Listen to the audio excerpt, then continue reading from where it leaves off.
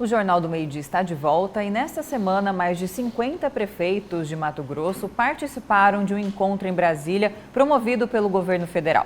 Durante o evento, o presidente Luiz Inácio Lula da Silva garantiu que enquanto estiver no cargo, nenhum prefeito será discriminado por não ser do mesmo partido que ele ou não ter votado nele. E é para falar sobre esse e outros assuntos que está aqui no estúdio do Jornal do Meio-Dia o presidente da Associação dos Municípios de Mato Grosso, Leonardo Bortolin. Boa tarde, presidente. Seja bem-vindo aqui ao Jornal do Meio-Dia. Obrigado. Boa tarde, Lúcio. Boa tarde, Camila. A todos que nos assistem no Jornal do Meio-Dia. Presidente, Lula falou que o seguinte, olha, o governo federal não vai discriminar ninguém, mas vai ter dinheiro. Lúcio, na verdade, o que a gente vê são que os programas, né, os portais, as transferências voluntárias com a União, entre a União e os municípios, elas não têm acontecido. O que o governo federal tem feito é turbinado as emendas parlamentares, tanto as individuais, as de bancada, as de comissões, e hoje com muita dificuldade... E faz isso por ser refém do Congresso Nacional. Exato. Então, hoje em dia, é muito difícil prosperar um convênio de transferência voluntária do governo.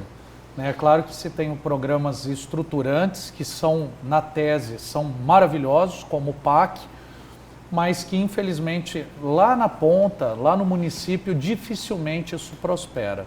Então acredito que esse encontro o governo federal fez para tentar aproximar e melhorar a credibilidade do governo federal, do presidente Lula, junto aos prefeitos do Brasil todo, e não é diferente aqui no estado de Mato Grosso, onde, se não fosse principalmente a cooperação do governo do estado, as obras estruturantes dos municípios não aconteceriam. Então, presidente, pelo menos neste encontro, houve alguma proposta factível, uma sinalização de que tudo isso vai mudar para atender os municípios? E também, eu sei que houve uma entrega para o presidente da Câmara, né, Hugo Mota, de pautas prioritárias dos municípios, o senhor participou disso. Então, se puder falar um pouco, né, desse avanço, porque não dá para ficar desassistido, os municípios onde as pessoas vivem, né? Exatamente. Eu fiquei muito feliz por ter sido eleito membro titular do Conselho Nacional Político da Confederação Nacional dos Municípios.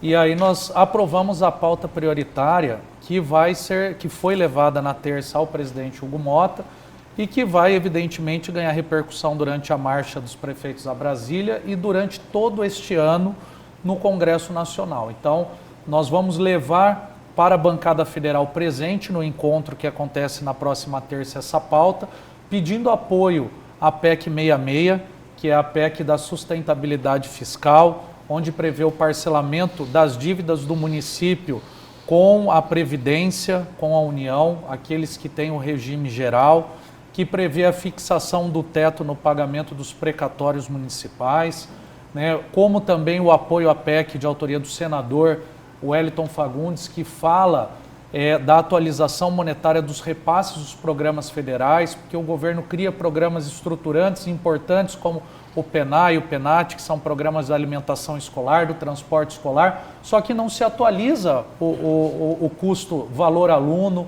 o valor pessoa atendida, e isso acontece em todos os programas da assistência, nos programas da saúde. Então isso daria um fôlego gigante a todos os municípios, né, que a gente vê muitas das vezes o Estado e a própria Prefeitura dando contrapartida além do que a tua saúde financeira pretendia. A PEC que passa a impedir de fato a inserção do gasto de profissionais terceirizados no limite prudencial, no limite da LRF. Então são pautas estruturantes que impactam diretamente nos municípios. Como você diz, as pessoas não moram na União, as pessoas não moram no Estado, as pessoas moram nos municípios. Agora, aproveitando o que o senhor falou aí, quem mora nos municípios, principalmente no interior, o maior problema continua sendo saúde ou segurança, falando de Mato Grosso? Olha, ou os dois juntos? Eu acredito que os dois temas, né, as cidades principalmente que passam por esse processo da verticalização da agroindústria, que tem atraído gente do Brasil inteiro, e isso eu posso falar com propósito, pois terminei agora o segundo mandato como de Primavera, uma das cidades que passam por isso nesse momento, onde se tem um aumento considerável no volume das facções no Estado.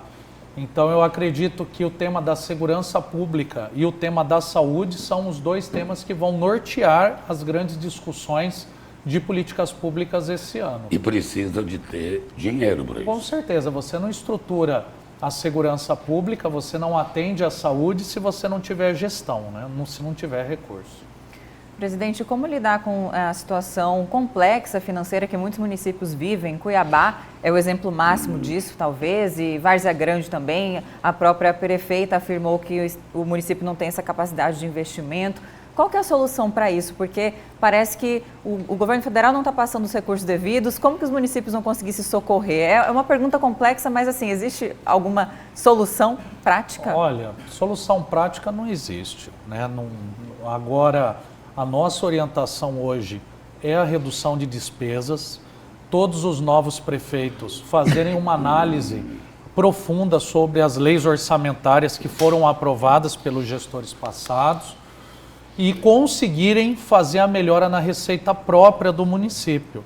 Mas para isso, o que o município tem que fazer? Ele tem que protestar a dívida ativa, tem que fazer a atualização da planta genérica de valores, a atualização do cadastro imobiliário, tem que ter esse enfrentamento muitas vezes com a população, né? Hoje nós temos municípios que não cobram a taxa de água que é fornecida, que não cobram a taxa de lixo.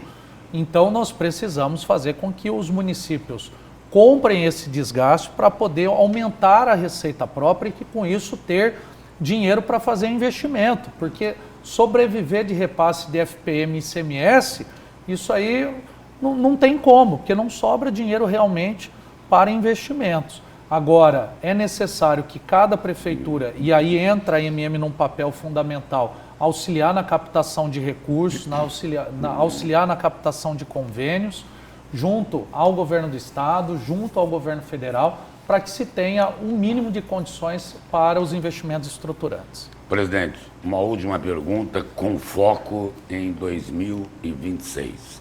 O senhor é do MDB, da ala da deputada estadual Janaína Riva.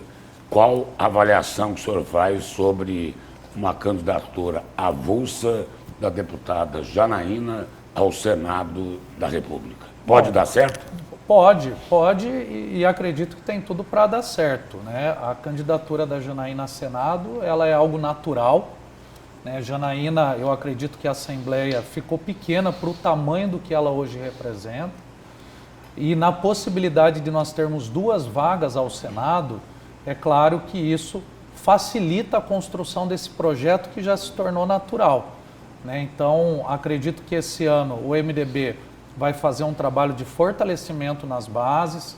Nós temos alguns prefeitos, vice-prefeitos e vereadores que tendem a migrar para o partido, inclusive, e fortalecer desta forma esse projeto da Janaína, que não é dela, é um projeto do Estado, e que vai possibilitar o livre-arbítrio para o prefeito. Eu quero acompanhar, eventualmente, aqui na segunda vaga, o governador Mauro Mendes, se for candidato ao Senado. Excelente, merecedor pelo grande trabalho que tem desenvolvido no Estado. Eu quero caminhar com o governador, candidato aqui do PL, eu quero, eventualmente, na sucessão natural do governo Cotaviano.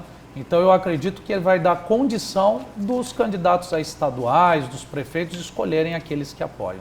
Ela é que seria a mais beneficiada no segundo voto. É isso que o senhor falou aí? Olha, Lúcio, eu acredito que a Janaína, hoje, ela consegue atrair votos, né, tanto da direita, quanto da esquerda, quanto do centro. Ela defende pautas diversas e tem muita capacidade técnica. Então, eu acredito que ela esteja preparada, sim, para poder passar do desafio da urna ao Senado. Presidente, obrigado pela presença e pelas informações aqui no Jornal do Meio-Dia. E, Lúcio, aproveitar e deixar o convite. Terça-feira que vem, nós temos o encontro de gestores, o maior da história, com a presença do ex-presidente Michel Temer, do ministro Augusto Nardes, é uma realização da IMM com o Tribunal de Contas do Estado de Mato Grosso e fica aberto aí para você, para a Camila, participarem conosco nesses 2 dias. Obrigado. Obrigada, presidente.